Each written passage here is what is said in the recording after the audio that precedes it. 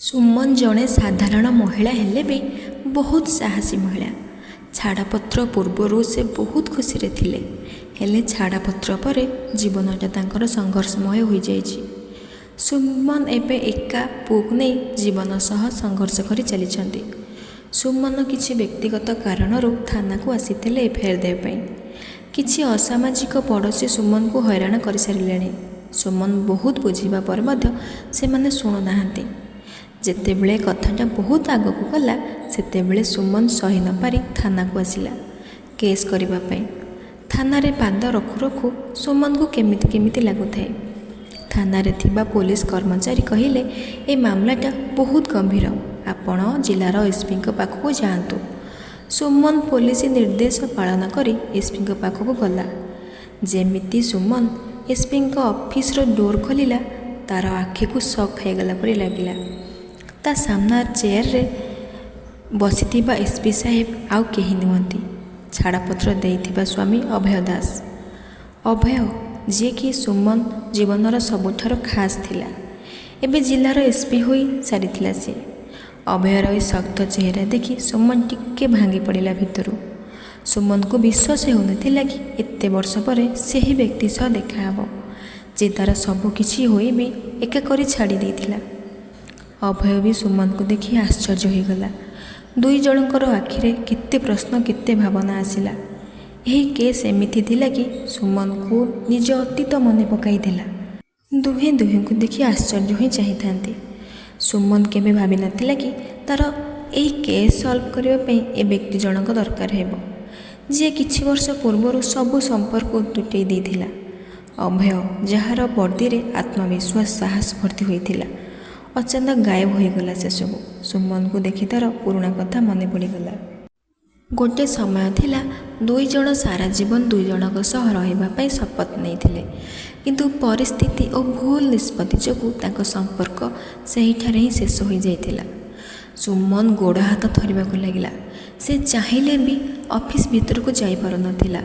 ତା'ର ହାତ ତା ଫାଇଲକୁ ଜାବୁଡ଼ି ଧରିବାକୁ ଲାଗିଲା, ଯେଉଁଥିରେ ତା'ର ଏଫଆଇଆର ଥିଲା। ସୁମନ ଆଖିରେ ରାଗ ଆଉ ଦୁଃଖ, ଲୁହ ଥିଲା। ଅଭୟ ଏସବୁ ଦେଖି ଚେୟାର ଉପରୁ ଉଠି ଦେଖିଲା, ସେ ଚାହିଁକି ବି କିଛି କହିପାରୁନଥିଲା। ଅଭୟ ମନରେ ଅପରାଧ ଓ ପଶ୍ଚାତାପର ଭାବନା ଥିଲା, କିନ୍ତୁ ତା ବର୍ଦ୍ଦି ତାକୁ ମଜବୁତ କରୁଥିଲା କି ସେ ନିଜ ପଦବୀର ଗୁରୁତ୍ୱ ରଖିବ। ଅଭୟ ନିଜ ମନର ଭାବନାକୁ ଲୁଚାଇ ଗମ୍ଭୀର ସ୍ୱରରେ କହିଲା, କ'ଣ ହୋଇଛି? ଅଭୟ ଯେତେ ବି ଶକ୍ତ ସ୍ୱରରେ କହିଲେ ବି ତା କଥାରେ ନିଜର କିଛି ଥିଲା, ଯାହା ସୁମନ ବୁଝିପାରିଲା ଅଭୟର ମନର ଭାବନାକୁ। ସୁମନ ମଧ୍ୟ ନିଜ ମନର ଭାବନାକୁ ଲୁଚାଇ କହିଲା, ଏ ମୋର ବ୍ୟକ୍ତିଗତ ସମସ୍ୟା। ମୁଁ ଏଠାକୁ ନ୍ୟାୟ ପାଇବା ପାଇଁ ଆସିଛି। ମୁଁ ଆଶା କରୁଛି କି ଏ ମାମଲାରେ ପକ୍ଷପାତ ଯେମିତି ନ ହୁଏ। ଅଭୟକୁ ସୁମନର କଥା କିପରି ଲାଗୁଥାଏ ସେ ବୁଝିପାରିଲା। ସୁମନ ଆଜି ବି ବହୁତ ସ୍ୱାଭିମାନୀ ଓ ମଜବୁତ କରି ନିଜକୁ ରଖିଛି। ସେ ଫାଇଲ ନେଇ ପଢ଼ିବାକୁ ଆରମ୍ଭ କଲା, କିନ୍ତୁ ତା'ର ମୁଣ୍ଡରେ ଅତୀତର ପ୍ରତ୍ୟେକଟି କଥା ଭାବିବାକୁ ଲାଗିଲା। ପ୍ରତ୍ୟେକଟି ଛବି ମଧ୍ୟ ତା ମୁଣ୍ଡକୁ ଆସିଲା। ସେହି ସମୟରେ ଦୁହେଁ ସଂଘର୍ଷ ସମୟରେ ବି ଖୁସି ଦୁହେଁ ଦୁହିଁଙ୍କ ଭିତରେ ବାଣ୍ଟି ପାରୁଥିଲେ, ଆଉ ଆଜି ଏମିତି ସମୟ ଦୁହେଁ ଦୁହିଁଙ୍କୁ ଦେଖି ବି ନ ଜାଣିବାର ଅଭିନୟ କରୁଥିଲେ। ହେଲେ ସୁମନ ଜାଣିପାରିଲା କି ଅଭୟ ତାକୁ କଣେଇ କଣେଇ ଦେଖୁଛି। ସୁମନ ମଧ୍ୟ ଅଭୟକୁ ଚାହୁଁଥିଲା, ହେଲେ ତା'ର ନଜର ଲୁଚାଇବାକୁ ଲାଗିଲା। ଆଉ ତା ମନରେ ପ୍ରଶ୍ନ ଥିଲା କି ଅଭୟ ଏବେ ସେମିତି ଅଛନ୍ତି ନା ବଦଳି ଯାଇଛନ୍ତି। ସେ ସେହି ବ୍ୟକ୍ତି ଯେ ତା'ର କଥାକୁ ବୁଝିବାକୁ ମନା କରିଦେଇଥିଲେ। କିନ୍ତୁ ସୁମନ ଜାଣିଥିଲା କି ଏ ପୁରୁଣା କଥା ନ ମନେ ପକାଇ ଯେଉଁଥିପାଇଁ ଆସିଛି ସେହି କାମରେ ମନ ଦେବା ଉଚିତ। କିନ୍ତୁ ଦୁଇ ଜଣ ଗୋଟିଏ ରୁମ୍ ଭିତରେ ବହୁତ ବର୍ଷ ପରେ ଯେତେ ଚେଷ୍ଟା କଲେ ବି ଦୁଇ ଜଣଙ୍କ ମନକୁ ଅଟକାଇ ପାରୁନଥାନ୍ତି। ଆପେ ଆପେ ପୁରୁଣା କଥା ମନେ ପଡ଼ିଯାଉଥାଏ।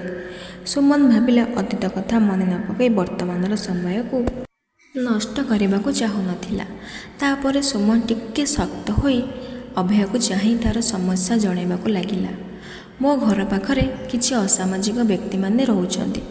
ସେ ବଞ୍ଚିବା ମୁସ୍କିଲ କରିଦେଇଛନ୍ତି। ମୋ ଘର ସାମ୍ନାରେ ଅପରିଷ୍କାର ବର୍ଜ୍ୟବସ୍ତୁ ପକାଉଛନ୍ତି। ରାତିରେ ଗହଳି କରି ଗାଳି କରୁଛନ୍ତି। ମୋ ସହ ଖରାପ ବ୍ୟବହାର କରୁଛନ୍ତି। ମୁଁ ବହୁତ ଥର ବୁଝିବାକୁ ଚେଷ୍ଟା କଲିଣି, ହେଲେ ବି ସେ ବୁଝିବାକୁ ଚେଷ୍ଟା କରୁନାହାନ୍ତି। ଏବେ ମୁଁ ଚାହୁଁଛି ପୋଲିସ ଏଥିରେ ହସ୍ତକ୍ଷେପ କରୁ। ଅଭୟ ସମସ୍ୟାକୁ ଧ୍ୟାନରେ ଶୁଣିଲା ଓ ଫାଇଲରେ ଲେଖାକୁ ଚାହିଁଲା, କିନ୍ତୁ ସୁମନର କଥା ଭିତରେ ଯେଉଁ ଦରଦ ଅଭୟକୁ ଦୁର୍ବଳ କରିଦେଉଥିଲା। ସେ ବୁଝିପାରିଲା କି ସୁମନ ବଞ୍ଚିବା ପାଇଁ କେତେ ସଂଘର୍ଷ କରୁଛି। କିନ୍ତୁ ସୁମନର ଚେହେରାରେ ସେହି ଶକ୍ତ ମନୋଭାବ ଥିଲା, କିନ୍ତୁ ମନ ଭିତରୁ ଭାଙ୍ଗି ପଡ଼ିଲା ପରି ଲାଗୁଥାଏ। ଏ ମାମଲା ବହୁତ ଗମ୍ଭୀର ଥିଲା। ଅଭୟ ଫାଇଲ୍ ବନ୍ଦ କରି କହିଲା କି ଆମେ ଜଲ୍ଦି ଆକ୍ସନ୍ ନେବୁ। ଆମେ ନିହାତି ଚେଷ୍ଟା କରିବୁ ଆପଣଙ୍କର ସୁରକ୍ଷା ଦେବା ପାଇଁ। କିନ୍ତୁ ପୂର୍ବରୁ କରିଥିବା ଅପରାଧର ମନୋଭାବ ଥିଲା ଅଭୟ ମନରେ। ଅଭୟ ଆଖିରେ ଅବିଶ୍ୱାସ ଦେଖାଯାଉଥିଲା ସୁମନକୁ। କିନ୍ତୁ ସୁମନ ନିଜକୁ ନ ରୋକିପାରି କହିଲା, ଆଜି ତୁମେ ମୋତେ ସୁରକ୍ଷା ଦେବା ପାଇଁ ଚାହୁଁଛ, ହେଲେ ଯେତେବେଳେ ମୋର ତୁମେ ନିହାତି ଦରକାର ଥିଲ ସେତେବେଳେ କୁଆଡ଼େ ଚାଲି ଯାଇଥିଲ? ଯେବେ ମୋର ଭରସା ଭାଙ୍ଗିଲ ଆଉ ଏକା କରି ସବୁ କିଛି ସହିବାକୁ ଛାଡ଼ି ଦେଇଥିଲ। ଅଭୟ ଏହା ଶୁଣି ସମସ୍ୟାରେ ପଡ଼ିଗଲା। ସେ ଭାବିଲା କି ଏହି କଥା ସେ କେବଳ ଅତୀତର ସୀମିତରେ ରଖିବ। କିନ୍ତୁ ସେ ସୁମନ କଥାରେ ମୂକ ହୋଇଗଲା, କାରଣ ସେ ଜାଣିଥିଲା ସୁମନ ପ୍ରଶ୍ନର କୌଣସି ଉତ୍ତର ନାହିଁ। ଅଭୟ ଧୀରେ କହିଲା, ସୁମନ, ମୁଁ ଜାଣିଛି ମୁଁ ତୁମ ସହ ବହୁତ ବଡ଼ ଭୁଲ କରିଛି। କିନ୍ତୁ ଏ ସମୟରେ ମୁଁ ତୁମ ସ୍ୱାମୀ ନୁହେଁ, ଜଣେ ପୋଲିସ ଅଧିକାରୀ। ମୋର କର୍ତ୍ତବ୍ୟ କି ମୁଁ ତୁମର ସାହାଯ୍ୟ କରିବି। ସୁମନ ଏକଥା ଶୁଣିଲେ, ହେଲେ ବି ସୁମନ ଆଖିରେ ଅତୀତର ଦୁଃଖ ଚାପି ହୋଇ ରହିଥିଲା। ସୁମନ ଧୀରେ କହିଲା, ମୋର ସାହାଯ୍ୟ ଦରକାର ଯେଉଁଟା ପ୍ରତ୍ୟେକ ପୋଲିସ ଅଫିସର କରିପାରିବେ। କିନ୍ତୁ ତୁମର ସହାନୁଭୂତି ସାହାଯ୍ୟ ମୋର ଦରକାର ନାହିଁ। ମୋର କେବଳ କାନୁନର ସାହାଯ୍ୟ ଦରକାର, ତୁମର ନୁହେଁ। ମୋର ବିଶ୍ୱାସ ଅଛି କାନୁନ ମୋତେ ନିହାତି ନ୍ୟାୟ ଦେବ। ଏହାପରେ ସେହି ରୁମ୍ରେ କିଛି ସମୟ ପାଇଁ ଦୁହେଁ ଚୁପ୍ରେ ବସିଲେ। ସୁମନ କଥା ସାରି ଚେୟାରରୁ ଉଠି ଯିବାବେଳେ ପଛକୁ ଥରେ ଚାହିଁଲା। ଦେଖିଲା ସେହିପରି ଚେୟାର ଉପରେ ଅଭୟ ବସିଛି। ଦୁହିଁଙ୍କ ଭିତରେ କେବଳ ଶାରୀରିକ ଦୂରତା ନଥିଲା, ଥିଲା ଭାବନାତ୍ମକ ଦୂରତା, ମାନସିକ ଦୂରତା। ଏ ଦେଖା ହେବାଟା ଅତୀତ ଓ ବର୍ତ୍ତମାନ ମଝିରେ ଗୋଟିଏ ଫାଟ ସୃଷ୍ଟି କରିଦେଲା, ଆଉ ସେହି ଫାଟ ଅଧୁରା ହୋଇଛି। ସୁମନ ଯିବା ପରେ ଅଭୟ ଚେୟାର ଉପରେ ବସିଥାଏ, କିନ୍ତୁ ମନରେ ସେହି ଭାବନା ବାର ବାର ଆସୁଥିଲା। ଅଭୟ ନଜର ଏବେ ବି ସେହି ଫାଇଲ୍ ଉପରେ ଥିଲା, ଯେଉଁ ଫାଇଲ୍ ଆଣିବାକୁ ସୁମନ ସାହସ ଦେଖାଇଥିଲା। ଫାଇଲ୍ରେ ଲେଖାଥିବା ଏଫ୍ଆଇଆର୍ ଆଉ ସୁମନର କଥା ମନ ଭିତରେ ଉଙ୍କି ମାରୁଥାଏ। ସେ ଭାବିଲା କି ଯେବେ ସେ ମୋର ସବୁଠାରୁ ପାଖରେ ଥିଲା, ଆଜି କ'ଣ ପାଇଁ ଏତେ ଦୂରକୁ ମୋଠୁ ଚାଲିଯାଇଛି? କ'ଣ ମୁଁ ସତରେ ଏତେ ବଡ଼ ଅପରାଧ କରିଛି ଯାହା ସୁଧାରି ପାରିବିନି? ଥାନାର ଆଉ ଜଣେ ବଡ଼ ଅଧିକାରୀ ଯିଏ ଅଭୟକୁ ବହୁତ ଭଲ ଭାବରେ ଜାଣିଥିଲେ, ସେ ଅଭୟକୁ ପ୍ରଥମ ଥର ପାଇଁ କୌଣସି ଫାଇଲ୍କୁ ଏତେ ଗୁରୁତ୍ୱ ଦେବାରେ ଦେଖି ଆଶ୍ଚର୍ଯ୍ୟ ହୋଇଗଲେ। ଅଭୟ ନିଜକୁ ସମ୍ଭାଳି ସେ ଫାଇଲ୍କୁ ପୁଣି ଥରେ ଖୋଲିଲେ। ସେ ଜାଣିଥିଲା କି ସୁମନକୁ କେବଳ କାନୁନର ଜରୁରତ ଅଛି, କିନ୍ତୁ ସେ ଏହି ଥରକ ଦେଖାଇଦେବ କି ସେ ତା'ର ନିଜର କର୍ତ୍ତବ୍ୟ କରିବାରେ ଛାଡ଼ିବନି, କେବେ ବି ଅବହେଳା କରିବନି। ଅଭୟ ଅନ୍ୟ ଅଧିକାରୀଙ୍କୁ ତୁରନ୍ତ ଡାକିଲେ ଓ ସୁମନ କେସ୍ର ତତ୍କାଳୀନ କାର୍ଯ୍ୟ କରିବା ପାଇଁ ନିର୍ଦ୍ଦେଶ ଦେଲେ। ଆଉ ସ୍ପଷ୍ଟ ଭାବରେ କହିଲେ, ଏ ମାମଲାଟା ପ୍ରାଥମିକତା ଭାବରେ ନେବା ଦରକାର। ଏ ସମ୍ପୂର୍ଣ୍ଣ ରିପୋର୍ଟ ନିହାତି ମୋତେ ଦେବେ। ଏହା ନିଶ୍ଚିତ ହେବ ଯେ ଭବିଷ୍ୟତରେ କୌଣସି କ୍ଷେତ୍ରରେ ମହିଳାମାନଙ୍କୁ ଏହିପରିକା ପରିସ୍ଥିତି ସାମ୍ନା ନ କରିବାକୁ ପଡ଼େ ଯେମିତି। ଅଭୟର କଥାରେ ସେହି ପୁରୁଣା ଅଧିକାର ସୁମନ ପ୍ରତି ଦେଖାଯାଉଥିଲା, କିନ୍ତୁ ଏଥରକ ଅଲଗା ଦୃଢ଼ତା ଥିଲା। ଏପଟେ ସୁମନ ଘରକୁ ଫେରି ଆସିଥିଲା, କିନ୍ତୁ ତା ମନରେ ବି ବହୁତ ଗୁଡ଼ିଏ ପ୍ରଶ୍ନ ଉଙ୍କି ମାରୁଥିଲା। ସେ ଅଭୟ କଥାରେ ଭରସା କରିପାରୁନଥିଲା। ଅତୀତର କଥା ଏବେ ତା ସାମ୍ନାରେ ଜୀବନ୍ତ ହୋଇପଡ଼ିଥିଲା। ପୂର୍ବରୁ ସେ ତା ସମ୍ପର୍କକୁ ବଞ୍ଚାଇବା ପାଇଁ ବହୁତ ଚେଷ୍ଟା କରିଛି, କିନ୍ତୁ ଅଭୟର ପ୍ରାଥମିକତା ସବୁବେଳେ ଅନ୍ୟପଟେ ଥାଏ। ସେ ନିଜକୁ କହିଲା, ମୁଁ ଏତେ କମଜୋର ନୁହେଁ, ମୁଁ ମୋ ଜୀବନକୁ ନିଜେ ସମ୍ଭାଳିଛି, ଏବେ ମୁଁ କାହା ଉପରେ ନିର୍ଭର ହୋଇପାରିବି ନାହିଁ। ସେ ଅଭୟ ହେଉନା କାହାନ୍ତି, କାହା ଉପରେ ବି ନିର୍ଭର କରିବିନି। ସେହି ଦିନ ସନ୍ଧ୍ୟାରେ ଅଭୟ ସୁମନକୁ ଫୋନ୍ କଲା। ଅଭୟ କହିଲା, ମୁଁ ଜାଣିଛି ତୁମେ ମୋ ଉପରେ ଭରସା କରିପାରିବନି, ତୁମେ ତୁମ ଜାଗାରେ ଠିକ୍ ଅଛ, କିନ୍ତୁ ମୁଁ ଏଇ ଥରକ ନିହାତି ତୁମର ଭରସା ରଖିବି। ଏ କେବଳ ମୋ କାମ ନୁହେଁ, ମୋ କର୍ତ୍ତବ୍ୟ ମଧ୍ୟ କରିବି। ତୁମେ ଦେଖିବ କି ତୁମର ସମସ୍ୟାର ସମାଧାନ ନିହାତି ହେବ, ତା ସହ ତୁମର ସୁରକ୍ଷା ମଧ୍ୟ ଦିଆଯିବ। ସୁମନ କିଛି ନ ଭାବି ଉତ୍ତର ଦେଲା କି ଏ ଆପଣଙ୍କ କାମ। ଅଭୟ, ମୁଁ ଆଶା କରୁଛି ତୁମେ ସେପରି କାମ କରିବ ଯେମିତି ଜଣେ ଅଫିସର କରିବା ଦରକାର, କିନ୍ତୁ ମୋ ଜୀବନରେ ତୁମର କୌଣସି ବି ଭୂମିକା ନାହିଁ। ଦୟାକରି ଏହାକୁ ବୁଝିବାକୁ ଚେଷ୍ଟା କର। ଅଭୟ ଚୁପଚାପ ଏକଥାକୁ ସ୍ୱୀକାର କରିନେଲା। ସେ ଜାଣିପାରିଲା କି ସୁମନ ମନରେ ତା ପ୍ରତି ଥିବା ଘୃଣା ଓ ରାଗ ଏସବୁ ଭାଙ୍ଗିବା ବହୁତ କଷ୍ଟ, କିନ୍ତୁ ସେ ନିଜର କର୍ତ୍ତବ୍ୟ କରିବାରେ ଏଥରକ ଅବହେଳା କରିବନି। ଏ କେବଳ ସୁମନ ପାଇଁ ନଥିଲା, ନିଜ ସାମ୍ନାରେ ମଧ୍ୟ ସାବ୍ୟସ୍ତ କରିବ କି ସେ ବଦଳି ଯାଇଛି। ଅଭୟ ସୁମନର କଥାକୁ ମନରେ ସ୍ୱୀକାର କରିନେଲା, କିନ୍ତୁ ଭିତରେ ଥିବା ବିଚଳିତ ବଢ଼ିବାରେ ଲାଗିଥିଲା। ଅଭୟ ଭାବିଲା କି ଏ କେବଳ ମୋର କର୍ତ୍ତବ୍ୟ ନୁହେଁ, ମୋର ଗୋଟିଏ ସୁଯୋଗ, ଯାହାଦ୍ୱାରା ମୁଁ ନିଜକୁ ସାବ୍ୟସ୍ତ କରିନେବି କି ପୁରୁଣା ଦିନରେ କରିଥିବା ଭୁଲର ପ୍ରାୟଶ୍ଚିତ କରିବା ପାଇଁ। ଅଭୟ ତୁରନ୍ତ ନିଜ ଟିମ୍କୁ ସୁମନର ଏରିଆକୁ ପଠାଇଲା ଓ ସେହି ଅସାମାଜିକ ବ୍ୟକ୍ତି ଉପରେ କାର୍ଯ୍ୟାନୁଷ୍ଠାନ କରିବା ପାଇଁ ଆଦେଶ ଦେଲା। ସୁମନକୁ ଯେତେ ଜଲ୍ଦି ନ୍ୟାୟ ଦେବା ପାଇଁ ଚେଷ୍ଟା କଲା। ସେ ଦେଖାଇବା ପାଇଁ ଚାହୁଁଥିଲା କି ସେ ବଦଳି ଯାଇଛି। ସେ କ୍ଷମା କରୁ କି ନ କରୁ, କିନ୍ତୁ ସେ କେବେ ନିରାଶ କରିବନି ସୁମନକୁ। ସେପଟେ ସୁମନ ଘରେ ବସି ସମ୍ପୂର୍ଣ୍ଣ ସ୍ଥିତିକୁ ନଜର ରଖୁଥିଲା। ସେ ନିଜ କଥାରେ ଅଭୟକୁ ଦେଖାଇବାକୁ ଚାହୁଁଥିଲା କି ଏବେ ସେ ତାକୁ କୌଣସି ଗୁରୁତ୍ୱ ଦେଉନି, କିନ୍ତୁ ସତ ଏହା ଥିଲା ପୁରୁଣା ଦିନର ଘଟଣା ପୁଣି ଥରେ ମନେ ପଡ଼ିଯାଉଥିଲା। ସେ ଏକା ବସି ଅତୀତର କଥାଗୁଡ଼ିକ ମନେ ପକାଉଥାଏ, ଯିଏ ତାକୁ ଏ ପରିସ୍ଥିତିରେ ପହଞ୍ଚାଇଛି। ସେ ନିଜକୁ କହିଲା, ଅଭୟ କେବେ ବି ମୋତେ ବୁଝିବାକୁ ଚେଷ୍ଟା କରିନାହାନ୍ତି। ସେ ସବୁବେଳେ ନିଜ କାମ ଓ ଗର୍ବ ଅହଙ୍କାରକୁ ନେଇ ବଞ୍ଚିଛନ୍ତି। ଆଉ ଯେତେବେଳେ ମୁଁ ତାଙ୍କ ସ୍ୱପ୍ନ ପୂରଣ କରିବା ପାଇଁ ମୋ ଜୀବନ ପ୍ରତ୍ୟେକଟି ସ୍ୱପ୍ନକୁ ଛାଡ଼ିଦେଲି, ସେତେବେଳେ ମୋତେ ସେ ଏକା କରି ଛାଡ଼ିଦେଲେ। କିନ୍ତୁ ମୁଁ ପୂର୍ବ ପରି କମଜୋରି ସୁମନ ନୁହେଁ। ମୁଁ ମୋ ଦମ୍ର ସହ ନିଜେ ଜୀବନ ଗଢ଼ିଛି। ଆଉ ଏବେ ମୁଁ କାହାକୁ ପୁଣି ଥରେ ମୋ ଜୀବନରେ ହକ୍ ଦେବା ପାଇଁ ଚାହୁଁନାହିଁ। ଅଭୟକୁ ରିପୋର୍ଟ ମିଳିଲା କି ସୁମନର ଏରିଆରେ ସବୁକିଛି ଠିକ୍ ହେବାରେ ଲାଗିଛି। ଅସାମାଜିକ ବ୍ୟକ୍ତିମାନଙ୍କ ପ୍ରତି କାର୍ଯ୍ୟାନୁଷ୍ଠାନ କରାଗଲା ଓ ସେ ଏରିଆରେ କଡ଼ା ସୁରକ୍ଷା ମଧ୍ୟ ଦିଆଗଲା।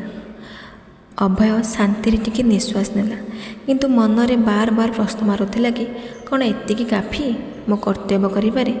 ସୁମନ ମନରେ ମୋ ପ୍ରତି ଟିକେ ଭଲ ପାଇବା ଜାଗ୍ରତ କରିପାରେ? ଅଭୟ ପୁଣି ଥରେ ସୁମନକୁ ଫୋନ୍ କରିବାକୁ ନିଷ୍ପତ୍ତି ନେଲା। ସେ ଭାବିଲା ସେ କିଛି କହିବନି, ବାସ୍ ବୁଝାଇଦେବ କି ତାଙ୍କ ସମସ୍ୟାର ସମାଧାନ ହୋଇଯାଇଛି। ମୁଁ ସାବ୍ୟସ୍ତ କରିବି କି ମୁଁ ମୋ କର୍ତ୍ତବ୍ୟ କରିବାରେ କେବେ ବି ଅବହେଳା କରିନି। ସେ ମୋତେ ସ୍ୱୀକାର କରୁ କି ନ କରୁ। ଫୋନ୍ କରି ନିଜ ଭାବନାରେ ବୁଡ଼ିଗଲା।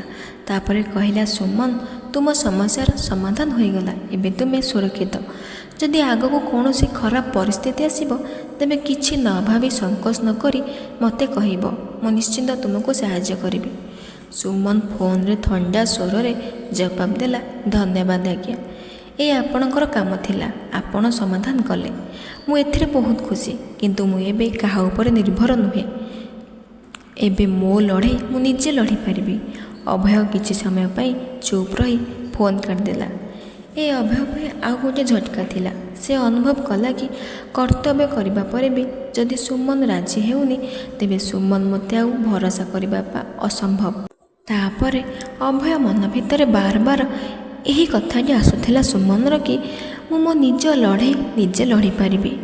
ଏ ଶବ୍ଦ କେବଳ ଆତ୍ମନିର୍ଭରଶୀଳ ଦର୍ଶାଉଥିଲା, ଆଉ ତା ସହ ଅଭୟର ଅସଫଳତା ଦେଖାଯାଉଥିଲା। ସେ ଟେବୁଲ ଉପରେ ମୁଣ୍ଡ ଥୋଇ ଜୋରରେ ନିଶ୍ୱାସ ନେଲା, ଆଉ ତା ଅତୀତକୁ ମନେ ପକାଇବାକୁ ଲାଗିଲା।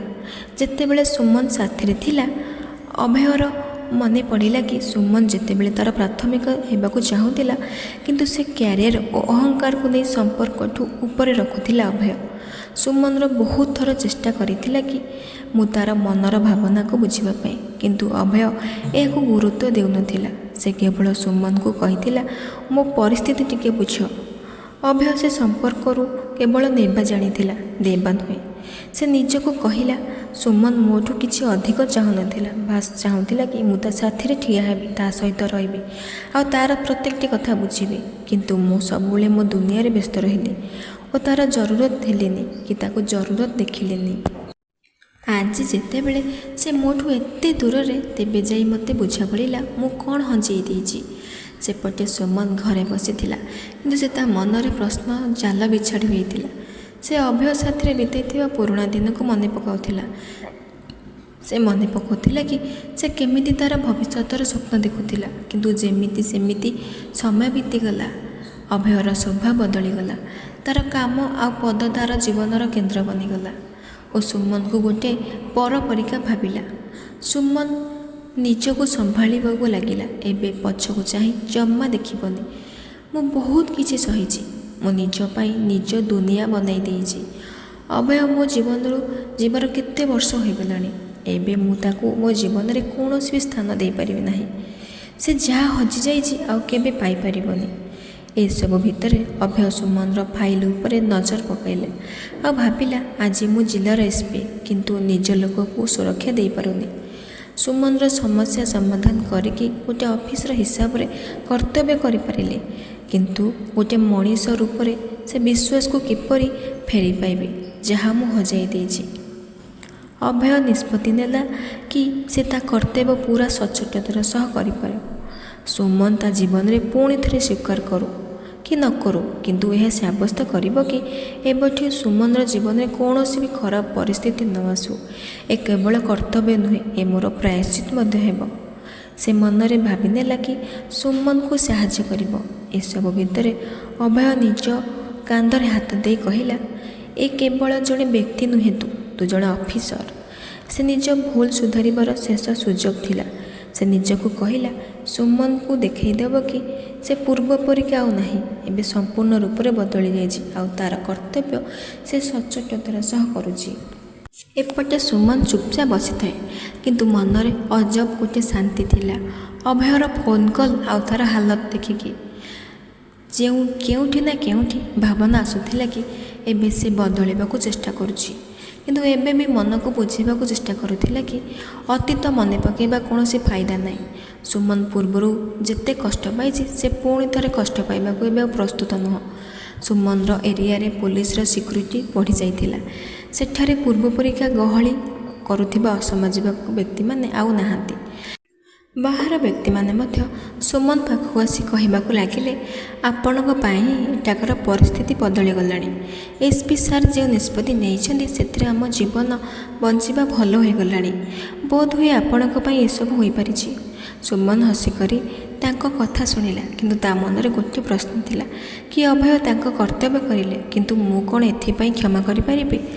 କ'ଣ ଏତେ ବର୍ଷ ପରେ ଏଇ କଥା ପାଇଁ ସେ ବଦଳି ଯାଇଛନ୍ତି? ଅଭୟ ଏବେ ବି ସୁମନ ବିଷୟରେ ଭାବୁଥିଲା। ନିଜକୁ ବ୍ୟସ୍ତ ରଖିବା ପାଇଁ କାମରେ ବୁଡ଼ି ରହିଲେ ବି, କିନ୍ତୁ ତା ମନ ଭିତରେ ପ୍ରଶ୍ନ ବାର ବାର ଉଠୁଥିଲା କି ସୁମନ ପୁଣି ଥରେ ମୋ ଉପରେ ଭରସା କରିପାରିବେ ତ? କ'ଣ ମୁଁ ତାଙ୍କ ବିଶ୍ୱାସକୁ ଜିତିପାରିବି? ସେ ମୋ ଉପରେ ବିଶ୍ୱାସ କରିପାରିବେ ପୂର୍ବ ପରିକା? ନା ସେମିତି ଆଉ କିଛି ହେଇପାରିବନି? ଥରେ କିଛି ଦିନ ପରେ ଅଭୟ ସୁମନର ଘର ଦେଇ ଯାଉଥାଏ। ଦେଖିଲା କି ସେ ସ୍କୁଟିରେ ବସି କୁଆଡ଼େ ଯାଉଥାଏ ସୁମନ। କିଛି ନ କହି କାର୍ ଭିତରେ ବସି ଦୂରରୁ ଦେଖୁଥିଲା। ଅଭୟ ଭାବିଲା କି ସୁମନକୁ ନିଜ ଜୀବନକୁ ବାଧ୍ୟ କରି ଆଣିବାଟା ବହୁତ ବଡ଼ ଭୁଲ ହେବ। ସେ କହିଲା କି ସୁମନର ନିଜର ଆତ୍ମନିର୍ଭରଶୀଳକୁ ସମ୍ମାନ ଦେବା ଦରକାର। ସୁମନ ଯେତେବେଳେ କିଛି ଫିଲ୍ କଲା କି କିଏ ତାକୁ ପଛରୁ ଦେଖୁଛି, କିଛି ସମୟ ପାଇଁ ରହିଲା, ପୁଣି ଥରେ ଧ୍ୟାନ ଭାଙ୍ଗି ନିଜ ରାସ୍ତାରେ ଚାଲିଗଲା। ସେ ଭାବିଲା ଅତୀତକୁ ସବୁବେଳେ ପଛରେ ଛାଡ଼ିଦେବା ଦରକାର। ଅଭୟ ମଧ୍ୟ ସୁମନକୁ ନିଜ ଜୀବନକୁ ବଞ୍ଚିବାକୁ ଛାଡ଼ିଦେଲା ଆଉ ଭାବିଲା, ଏହି ମୋର ପ୍ରାୟଶ୍ଚିତ, କିନ୍ତୁ ମୁଁ ସବୁବେଳେ ତାଙ୍କ ସୁଖରେ ଦୁଃଖରେ ଠିଆ ହେବି, ସେ ଜାଣତରେ ହେଉ କି ଅଜାଣତରେ। ଥରେ ସୁମନ ଘରେ ଥିବା ସମୟରେ ପୋଲିସ ଗାଡ଼ି ଆସିଲା ଆଉ କିଛି ପୋଲିସ ଆସି ଗୋଟିଏ ଫାଇଲ ଦେଇ କହିଲେ, ଏଇଟା ଏସ୍ପି ସାର୍ ପଠାଇଛନ୍ତି, ଏ ଆପଣଙ୍କର ଏରିଆର କାଗଜପତ୍ର। ସେଥିରେ ଲେଖା ଅଛି କି ଯଦି ବି କିଛି ଆଗକୁ ଅସୁବିଧା ହେବ, ତେବେ ସଂକୋଚ ନ କରି ଆପଣ ଜଣାଇବେ। ଏହା କହି ପୋଲିସ ଅଫିସର ଚାଲିଗଲେ। ସୁମନ ଏହା ଦେଖି ବୁଝିନେଲା, ଏବେ ଅଭୟ ବଦଳିଗଲେଣି। ସେପଟେ ଅଭୟ ସୁମନକୁ ନ ପାଇ ପ୍ରାୟଶ୍ଚିତ ଭାବି ଏକା ରହିବାକୁ ଲାଗିଲା। ସୁମନଠୁ ବହୁତ କଥା ଶିଖିଲା। କିଛି ଅଧୁରା ପ୍ରେମ ଦୂରତାରେ ରହିଲେ ହିଁ ସୁନ୍ଦର ଦେଖାଯାଇଥାଏ। ଦୁହେଁ ଦୁହିଁଙ୍କୁ ସମ୍ମାନ ଦେଲେ। ଆଉ ଅଭୟ ଏକଥା ବୁଝିପାରିଲା କି ସୁମନ ଠିକ୍ ଥିଲା ଆଉ ସେ ନିଜେ ହିଁ ଭୁଲ ଥିଲା। ନିଜର ଅହଙ୍କାର ଆଉ ପଦବୀକୁ ପ୍ରଥମେ ଦେଖିଥିଲା, ସମ୍ପର୍କକୁ ପଛେ ଦେଖିଥିଲା। ଯଦି ଆପଣଙ୍କୁ ଏହି କାହାଣୀଟି ଭଲ ଲାଗିଥାଏ, ନିଶ୍ଚିନ୍ତ ଭାବରେ ଲାଇକ୍, ସେୟାର, କମେଣ୍ଟ କରିବେ ଆଉ ସବସ୍କ୍ରାଇବ୍ କରିଦେବେ। ଜୟ ଜଗନ୍ନାଥ।